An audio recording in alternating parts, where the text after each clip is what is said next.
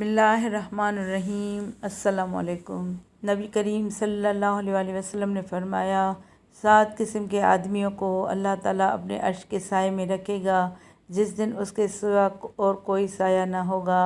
انصاف کرنے والا حاکم، وہ نوجوان جو اللہ تعالیٰ کی عبادت میں جوان ہوا، وہ شخص جس کا دل ہر وقت مسجد میں لگا رہے، 2 ایسے شخص جو اللہ کے لیے محبت رکھتے ہیں، اسی پر وہ جمع ہوئے اور اسی پر جدا ہوئے۔